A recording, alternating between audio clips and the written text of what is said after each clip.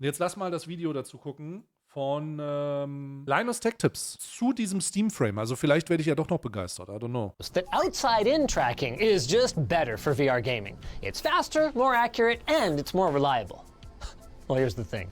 Valve isn't everyone, and the new Steam Frame took my expectations of a lousy, flaky experience in a standalone VR headset with camera-based positional tracking and blew them away.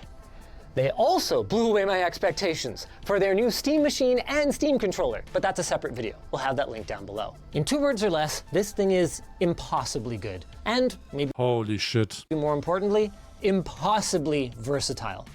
They managed to make it lighter, more comfortable, and higher fidelity than the OG Index for PC VR gaming. They managed to bolt an ARM-based computer to it that runs mobile VR games and applications.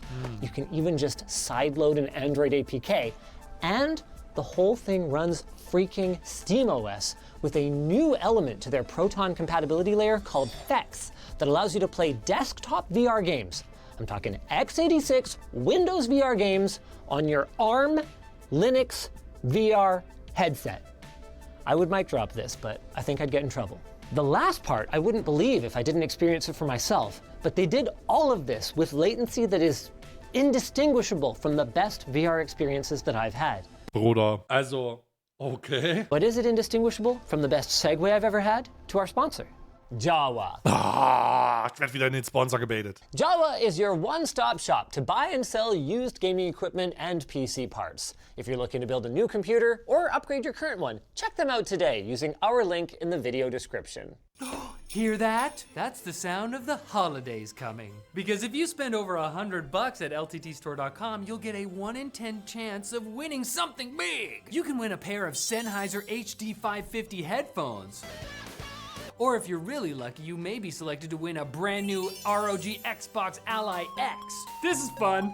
But hurry, you only have until November 26th. Shop now at lttstore.com. Frame is a fundamental shift for Valve. Rather than being an accessory for your gaming PC, it's meant to be a standalone device that can also be enjoyed alongside your PC using wireless streaming for VR, which sounds horrible, but somehow it's not. Also ich bin auf die Akkuleistung gespannt jetzt vor allen Dingen. Wie lange kann man das Ding denn benutzen, bis es leer gelutscht ist? Let's take a closer look at the hardware. Then we can talk about how they did it. The headset that I'm holding is actually made up of multiple components. The core module contains the actual computer and weighs under 190 grams. Then next is an audio module that can be detached with 3 clips under the foam gasket. Then there's the head strap and a battery pack that is cleverly positioned at the back to help counterbalance the device, improving comfort, and also to make it a little bit easier to cable manage if you wanted to have an external battery pack. The optics are, simply put, flipping incredible. Like other leading headsets, they're using pancake lenses, but unlike some other headsets that use pancake lenses, there was very little in the way of internal reflections visible in the demo applications that I use today. It is possible that with brighter light sources, it could show up a bit more, but that's going to be something that I'll have to save for the full review. What I can tell you is that under each lens is a 2160 by 2160 LCD display that's capable of anywhere from 72 Hz, presumably for power saving, up to 120 Hz with a 144 Hz experimental mode, just like we had on the Valve Index. As for why Valve decided... Bei Brillenträgern sehe ich bei solchen Brillen immer, ich weiß nicht, ob das hier auch so ist, aber man kann so Custom Stärken mit reinmachen. to use LCD rather than Das geht, ich weiß nicht, ob es hier geht, aber sowas gibt's. an OLED, it basically came down to the light losses due to the pancake lenses. Ooh, since I'm pointing at them, on the inside of each lens, maybe you could even see them if you went cross-eyed enough, is an eye tracker that's obviously going to be great for social VR experiences, but perhaps more importantly, enables Valve to do what they call foveated streaming, which I'm going to have to explain later because it gets a little in the weeds. First, let's take a look at the controllers. Valve fully acknowledges that these are very similar to other designs in the market, but they wanted something that was both great for VR and also great for your non-VR applications if you just want to use your headset as a giant virtual display. And they still managed to add some Valve touches to them, putting capacitive sensing on all input surfaces and on the grips, so you can still do 5-finger tracking just like the Knuckles controllers from the Valve Index. They have 2-stage actuating triggers, 2-stage actuating grips, which unlocks a ton of control customization.